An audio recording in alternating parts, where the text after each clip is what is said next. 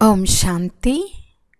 ఈరోజు మురళి డేట్ 5 మే 2025.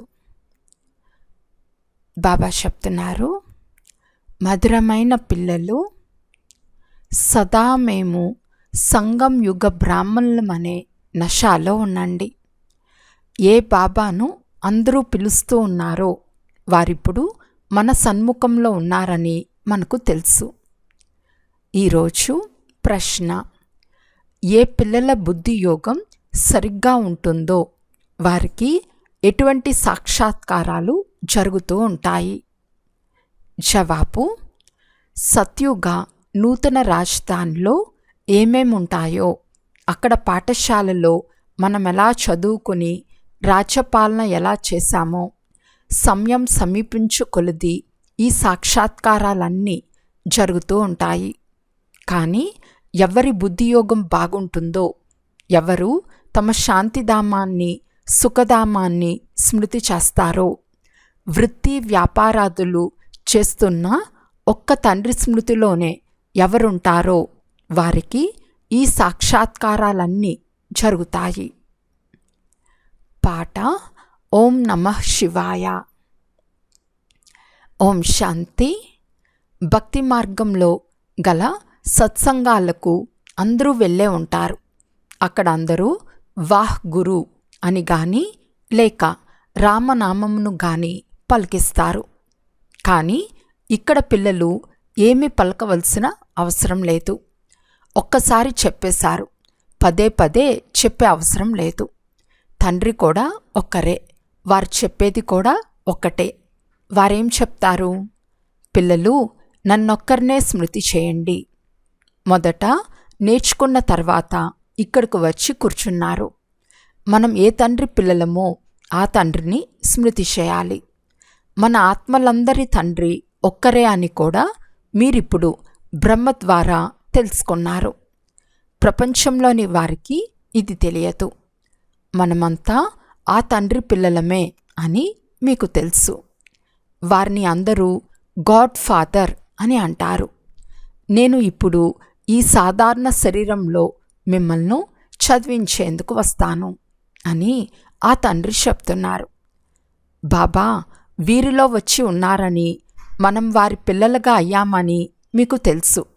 ఆ తండ్రి వచ్చి పతితుల నుండి పావనంగా అయ్యే దారిని తెలుపుతారు. ఇది పూర్తి రోజంతా బుద్ధిలో ఉంటుంది. నిషానికి అందరూ శివబాబా సంతానమే. కానీ ఇది మీకు మాత్రమే తెలుసు, ఇతరులెవ్వరికీ తెలియదు. మనమంతా ఆత్మల్మని, నన్నొక్కరినే స్మృతి చేయమని తండ్రి ఆజ్ఞాపించారని పిల్లలైన మీకు తెలుసు. నేను మీ అనంతమైన తండ్రిని. ఓ పతిత పావన రండి, మేము పతితమయ్యామని అందరూ గట్టిగా అరుస్తూ పిలుస్తూ ఉంటారు. ఈ మాటలనేది దేహం కాదు, ఆత్మ ఈ శరీరం ద్వారా అంటుంది. 84 జన్మలు తీసుకునేది కూడా ఆత్మనే కదా. మనమంతా పాత్రదారులమని బుద్ధిలో ఉండాలి. బాబా ఇప్పుడు మనల్ని త్రికాలదర్శులుగా చేశారు. ఆది మధ్య అంతముల జ్ఞానంను ఇచ్చారు. అందరూ తండ్రినే పిలుస్తారు కదా. ఇప్పుడు కూడా వారు రండి అని పిలుస్తూనే ఉన్నారు, పిలుస్తూనే ఉంటారు. కానీ సంగం యుగంలోని బ్రాహ్మణులైన మీరు తండ్రి వచ్చేశారని అంటారు. ఈ సంగం యుగం గురించి కూడా మీకు తెలుసు. దీన్ని పురుషోత్తమ యుగం అని అంటారు. కలియుగ అంతమునకు సత్యుగ ఆరంభమునకు మధ్య ఈ పురుషోత్తమ యుగం ఉంటుంది. సత్యుగంలో సత్యమైన పురుషులు అంటే ఆత్మలు, కలియుగంలో అసత్యమైన పురుషులు ఉంటారు. ఎవరైతే సత్యుగంలో ఉండి వెళ్ళిపోయారో వారి చిత్రాలు ఉన్నాయి. ఈ చిత్రాలు అన్నిటికంటే పురాతనమైనవి. ఇంతకంటే పాత చిత్రములు ఏవీ ఉండవు. చాలామంది మనుషులు వ్యర్థ చిత్రములను ఎన్నో తయారు చేస్తారు. ఎవరెవరు ఉండి వెళ్ళిపోయారో మీకు తెలుసు. ఉదాహరణకి క్రింద అంబ చిత్రం, కాళికా చిత్రాలు ఉన్నాయి. కానీ అన్ని భుజాలు కలిగిన వారెవ్వరూ ఉండరు. అంబకు కూడా 2 భుజాలే ఉంటాయి కదా. మనుషులు వెళ్ళి చేతులు జోడించి పూజలు చేస్తారు. భక్తి మార్గంలో అనేక విధాలైన చిత్రాలు తయారు చేశారు. మనుషులకు రకరకాల అలంకారాలు చేస్తే రూపం మారిపోతుంది. వాస్తవానికి ఈ చిత్రాలు మొదలైనవేవి లేవు. ఇవన్నీ భక్తి మార్గంలోని చిత్రాలు. ఇక్కడ కుంటి గుడ్డి మనుషులు ఉంటారు. సత్యుగంలో అటువంటి వారు ఉండరు. సత్యుగంలో ఆది సనాతన దేవీ దేవతా ధర్మం ఉండేదని మీకు తెలుసు. ఇక్కడ డ్రెస్సులు గమనించండి. అనేక రకాల డ్రెస్సులున్నాయి. అక్కడ యథా రాజా రాణి తథా ప్రజ అని అంటారు. ఎంత సమీపానికి వెళ్తారో అంత మీకు మీ రాజధానిలోని డ్రెస్ మొదలైనవి కూడా సాక్షాత్కారం అవుతాయి.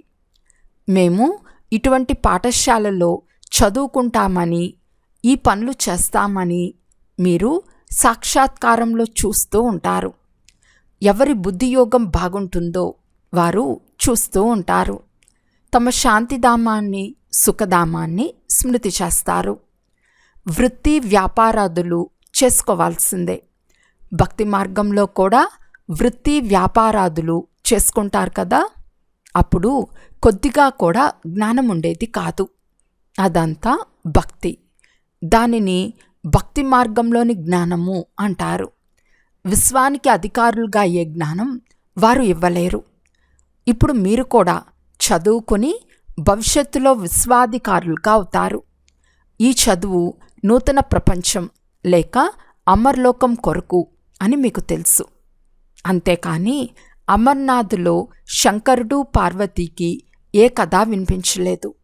వారు శివశంకరులను కలిపేశారు. ఇప్పుడు తండ్రి పిల్లలైన మీకు అర్థం చేయిస్తున్నారు. ఇతను కూడా వింటాడు. తండ్రి తప్ప ఈ సృష్టి ఆది మధ్య అంతముల రహస్యంను ఎవ్వరూ అర్థం చేయించగలరు. వీరు ఏ సాధు సత్పురుషుడు కాదు. మీరు ఎలాగైతే గృహస్థ వ్యవహారంలో ఉన్నారో అలా ఇతను కూడా ఉండేవాడు. డ్రెస్ మొదలైనవన్నీ అప్పటివే. ఇంట్లో తల్లి తండ్రి పిల్లలు ఎలా ఉంటారో ఇది కూడా అలాగే. తేడా ఏమీ లేదు. తండ్రి ఈ రథంలో పిల్లల వద్దకు వచ్చారు. ఇది భాగ్యశాలి రథమని మహిమ చేయబడుతుంది. అప్పుడప్పుడు నందిపై కూడా చూపిస్తారు. మనుషులు తప్పుగా అర్థం చేసుకున్నారు. మందిరంలో ఎద్దులనేమైనా ఉంచుతారా? కృష్ణుడేమో రాకుమారుడు. వారు ఎద్దుపైన కూర్చోరు. భక్తి మార్గంలో మనుషులు చాలా తికమకగా ఉన్నారు. మనుషులకు భక్తి మార్గంలోని నశ ఉంటుంది. మీకు జ్ఞాన మార్గంలోని నశ ఉంది. ఈ సంగం యుగంలో బాబా మిమ్మల్ని చదివిస్తున్నారని మీరు చెప్తారు. మీరు ఈ ప్రపంచంలోనే ఉన్నారు. కానీ బుద్ధి ద్వారా మేము బ్రాహ్మణులము, సంగం యుగంలో ఉన్నామని భావిస్తారు. మిగిలిన మనుషులందరూ కలియుగంలో ఉన్నారు. ఇవి అనుభవం చేసిన విషయాలు. మేం కలియుగం నుండి బయటకు వచ్చేసామని మీ బుద్ధి చెప్తుంది. బాబా వచ్చి ఉన్నారు. ఈ పాత ప్రపంచమే పరివర్తన అవ్వనున్నది. ఈ విషయాలన్నీ మీ బుద్ధిలో ఉన్నాయి. ఇతరులెవ్వరికీ తెలియదు. ఒకే ఇంట్లోని వారైనా, ఒకే పరివారంలోని వారైనా అందులో తండ్రి నేను సంగం యుగంలో ఉన్నాను అని అంటే, కొడుకు నేను కలియుగంలో ఉన్నానని అంటాడు. ఆశ్చర్యం కదా. మన చదువు పూర్తయితే వినాశనం అవుతుందని పిల్లలకు తెలుసు. వినాశనం అవ్వటం తప్పనిసరి. ఈ విషయంలో మీలో కూడా కొంతమందికి మాత్రమే తెలుసు. ప్రపంచం వినాశనం అవుతుందని అర్థం చేసుకుంటే నూతన ప్రపంచం కొరకు ఏర్పాట్లు చేసుకోవటంలో లగ్నమైపోతారు. బ్యాగేజ్ అంతా సర్దుకుంటారు. బాబా వారిగా అయిపోవాలి. ఇక కొద్ది సమయం మాత్రమే ఉంది. ఆకలితో మరణించాల్సి వచ్చిన మొదట బాబా, తర్వాత పిల్లలు. ఇది బాబా బండారము. మీరు శివబాబా బండారం నుండి తింటారు. బ్రాహ్మణులు భోజనం తయారు చేస్తారు. అందుకే బ్రహ్మభోజనం అని అంటారు.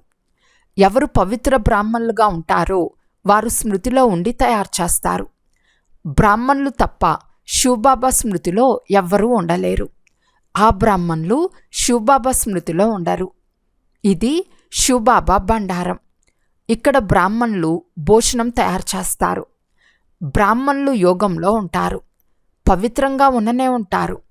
మిగిలింది యోగ విషయం. ఇందులోనే శ్రమ కలుగుతుంది. ఇందులో అసత్యం, గొప్పలు పనికిరావు. నేను సంపూర్ణ యోగంలో ఉన్నానని లేక 80% యోగంలో ఉన్నానని ఎవ్వరూ చెప్పలేరు. జ్ఞానం కూడా కావాలి. ఎవరైతే తమ దృష్టితోనే ఇతరులను శాంతిపరుస్తారో వారే యోగులు. ఇది కూడా ఒక శక్తి. ఒక్కసారిగా నిశ్శబ్దమైపోతుంది. అప్పుడు మీరు అశరీరులుగా అవుతారు. తండ్రి స్మృతిలో ఉండటమే సత్యమైన స్మృతి. ఇది మళ్ళీ అభ్యాసం చేయాలి. ఇక్కడ మీరు ఎలా స్మృతిలో కూర్చుంటారో అలా అభ్యాసం చేయించబడుతుంది. అయినా అందరూ యోగంలో ఉండరు. బుద్ధి ఎక్కడెక్కడో పెరుగెత్తుతూ ఉంటుంది. అది నష్టపరుస్తుంది.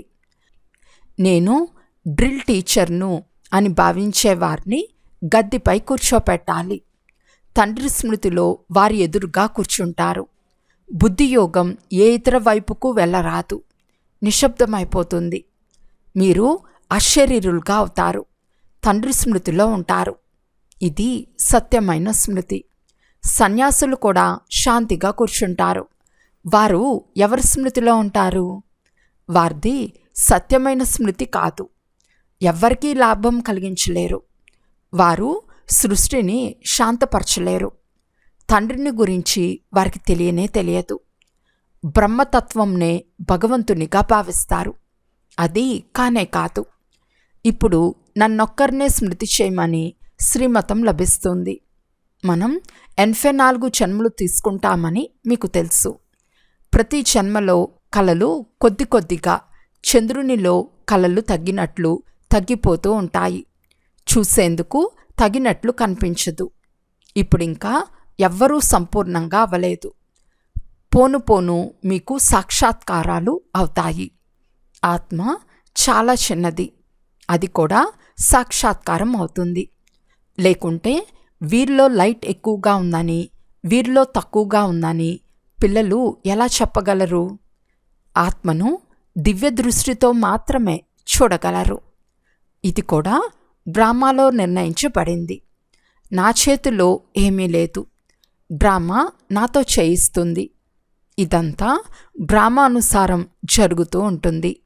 భోగ్ మొదలైనవన్నీ డ్రామాలో నిర్ణయించబడినవి. సెకండ్ పాత్ర అభినయం జరుగుతూ ఉంటుంది.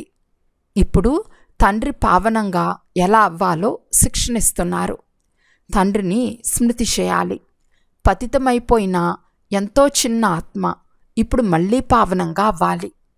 ఇది అద్భుతమైన విషయం కదా. ప్రాకృతికం అని అంటారు కదా. తండ్రి నుండి మీరు అన్ని ప్రాకృతిక విషయాలనే వింటారు. అన్నిటికంటే ఎక్కువ ప్రాకృతిక విషయం ఆత్మ పరమాత్మల విషయం. ఇది ఎవరికీ తెలియదు. ఋషులు మునులు మొదలైన వారెవ్వరికీ తెలియదు. ఇంత చిన్న ఆత్మనే రాతి బుద్ధిగా అయి మళ్ళీ బంగారు బుద్ధిగా అవుతుంది. రాతి బుద్ధిగా మారిపోయిన నేను ఇప్పుడు తండ్రిని స్మృతి చేసి మళ్ళీ పారస్బుద్ధిగా అవుతున్నాను అని సదా బుద్ధిలో తిరుగుతూ ఉండాలి. లౌకికంలో కూడా తండ్రి, టీచర్, గురువు కూడా పెద్దవారే లభిస్తారు. కానీ ఇక్కడ తండ్రి, టీచర్, గురువు అన్నీ ఒక్క బిందువైన తండ్రియే. కల్పమంతా దేహదారులను స్మృతి చేశారు. ఇప్పుడు నన్నొక్కరినే స్మృతి చేయమని తండ్రి చెప్తున్నారు. మీ బుద్ధిని ఎంతో సూక్ష్మంగా తయారు చేస్తున్నారు. విశ్వానికి అధిపతులుగా అవ్వటం చిన్న మాటనా? ఈ లక్ష్మీనారాయణులు సత్యుగానికి అధిపతులుగా ఎలా అయ్యారని ఎవ్వరూ ఆలోచించరు. మీకు కూడా నంబర్ వార్ పురుషార్థానుసారమే తెలుసు. కొత్తవారెవ్వరూ ఈ విషయాలు అర్థం చేసుకోలేరు. మొదట స్థూలంగా తెలిపించిన తర్వాత సూక్ష్మంగా తెలిపించబడుతుంది. తండ్రి బిందు కానీ వారు పెద్ద పెద్ద శివలింగ రూపాన్ని తయారు చేస్తారు. మనుషుల చిత్రాలు కూడా పెద్ద పెద్దవి తయారు చేస్తారు. కానీ అలా ఎవ్వరూ లేరు. మనుషులు శరీరాలైతే ఇక్కడే ఉంటాయి. భక్తి మార్గంలో ఏమేం తయారు చేశారు? మనుషులు చాలా తికమక పడి ఉన్నారు. జరిగిపోయిన విషయాలు మళ్ళీ జరుగుతాయని తండ్రి చెప్తున్నారు. ఇప్పుడు మీరు తండ్రి శ్రీమతంను అనుసరించండి. ఇతనికి కూడా బాబా శ్రీమతంను ఇచ్చారు. నీకు నేను చక్రవర్తి పదవిని ఇస్తాను. ఇప్పుడు ఈ సేవలో లగ్నమై వారసత్వం తీసుకునే పురుషార్థం చేయు. ఇవన్నీ వదిలేయమని సాక్షాత్కారం చేయించారు కదా. ఇలా శివబాబా చెప్పినందునే ఈ బ్రహ్మ నిమిత్తమయ్యారు. అందరూ అలా నిమిత్తం అవ్వరు. ఎవరికి నష ఎక్కిందో వారు వచ్చి ఇక్కడే ఉండిపోయారు. మనకు రాజ్య పదవి లభిస్తుంది. అటువంటప్పుడు ఈ పనికిరాని అత్యంత తక్కువ విలువ గల ఈ ధనాన్ని ఏం చేసుకుంటాము అని భావించారు. ఇప్పుడు తండ్రి పిల్లలతో పురుషార్థం చేయిస్తున్నారు. రాజధాని స్థాపన అవుతూ ఉంది. మేము లక్ష్మీనారాయణులకు తక్కువగా అవ్వము అని కూడా అంటారు. అయితే శ్రీమతంను అనుసరించి చూపించండి. కేవలం మాటలు చెప్పకండి. నా పిల్లల గతి ఏమవుతుంది అనేమైనా ఈ బాబా అన్నారా? ప్రమాదంలో ఎవరైనా మరణిస్తే వారి పిల్లలు ఆకలితో ఉంటారా?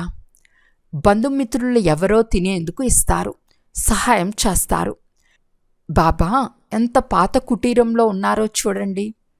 అయితే పిల్లలైన మీరు వచ్చి ఇక్కడ భవనాలలో ఉన్నారు. పిల్లలు బాగా తినండి, తాగండి, ఉండండి అని తండ్రి అభిలాష. ఏమి తీసుకురాని వారికి కూడా అన్నీ చక్కగా లభిస్తాయి. ఈ బాబా కంటే మంచి సౌకర్యాలతో ఉంటున్నారు.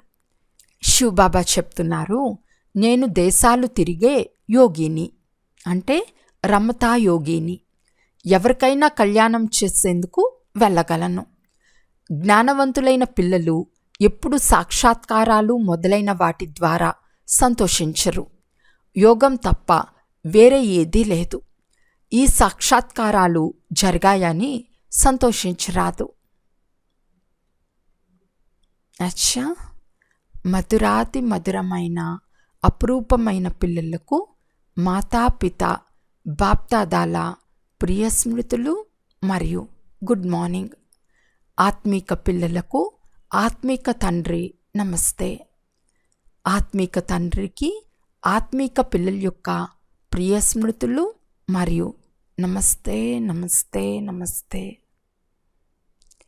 ధారణ కొరకు ముఖ్య సారము.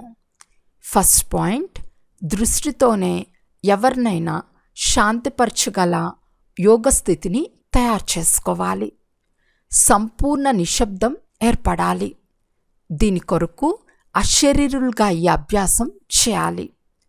సెకండ్ పాయింట్, సత్యమైన జ్ఞాన నశాల్లో ఉండేందుకు మేము సంగం యుగంలో ఉన్నాము. ఇప్పుడు ఈ పాత ప్రపంచం పరివర్తన అవుతుంది. మేము మా ఇంటికి వెళ్తున్నామనే స్మృతి ఉండాలి. సదా శ్రీమతంను అనుసరిస్తూ ఉండాలి. కేవలం మాటలు మాట్లాడకండి.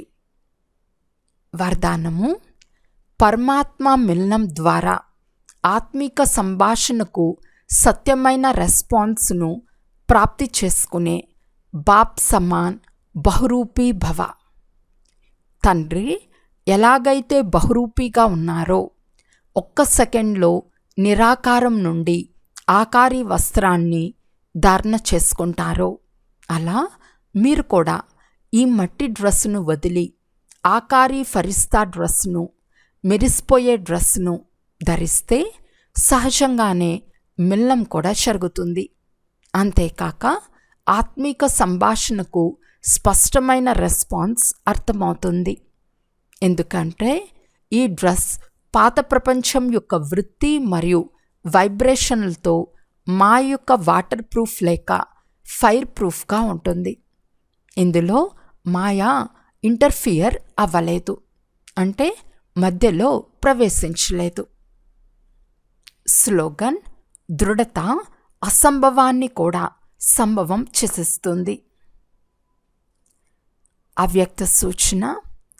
ఆత్మీక రాయల్టీ మరియు పవిత్రతా పర్సనాలిటీని ధారణ చేయండి. బ్రహ్మకుమార్ యొక్క అర్థము సదా ప్యూరిటీ పర్సనాలిటీ మరియు రాయల్టీలో ఉండటం. ఈ పవిత్రతా పర్సనాలిటీయే విశ్వంలోని ఆత్మలను తన వైపు ఆకర్షిస్తుంది. అంతేకాక ఈ ప్యూరిటీ యొక్క రాయల్టీ ధర్మరాజ్పురంలో సుంకం చెల్లించుట నుండి విడిపిస్తుంది, అనగా శిక్షల నుండి తప్పిస్తుంది. ఈ రాయల్టీ అనుసారం భవిష్య రాయల్ కుటుంబంలోకి రాగలరు. ఎలాగైతే శరీరం యొక్క పర్సనాలిటీ దేహభావంలోకి తెస్తుందో అలా పవిత్రతా పర్సనాలిటీ దేహీ అభిమానిగా చేసి తండ్రికి సమీపంగా తెస్తుంది. అచ్చా, ఓం శాంతి.